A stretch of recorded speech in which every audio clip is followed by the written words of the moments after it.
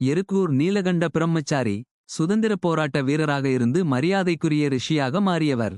16 வயதில் நாடு சுதந்திரம் அடையும் வரை திருமணம் செய்து கொள்ள மாட்டேன் என்று சபதம் செய்தார். பிரம்மச்சரியத்தை பிரம்மச்சரியம் தானாக முன்வந்து ஏற்றுக்கொண்டதால் அவர் நீலகண்ட பிரம்மச்சாரி என்று அழைக்கப்பட்டார்.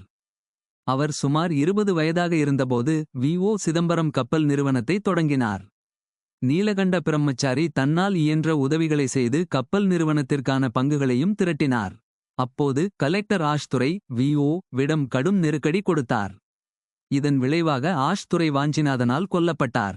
வாய்ப்புக்காக காத்திருந்த பிரிட்டிஷ் அரசாங்கம் 14 பேரை கைது செய்தது. அவர்கள் அனைவரும் 21 வயதுக்குட்பட்டவர்கள்.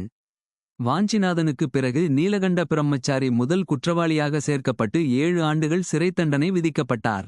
சிறை தண்டனையை முடித்துக்கொண்டு பாரதியை சந்திக்கச் சென்றார். அந்த வருகையின் போது பாரதி இறந்தார். மேலும் அந்த பகுதி மரபுவழி பிராமணர்களால் சூழப்பட்டதால் தகனத்தை ஒத்திவைக்க முடியாது என்பதால் சடங்குகளை ஏற்பாடு செய்யும் பொறுப்பு அவருக்கு வழங்கப்பட்டது. 1928ஆம் ஆண்டில் நீலகண்ட பிரம்மச்சாரி தனது 28 வயதில் இரண்டாவது விடுதலை இயக்கத்தை தொடங்கினார். மேலும் கைது செய்யப்பட்டு அப்போதைய இந்தியாவிற்கும் இப்போது பாகிஸ்தானில் உள்ள முல்தான் மற்றும் பர்மாவிற்கும் அனுப்பப்பட்டார்.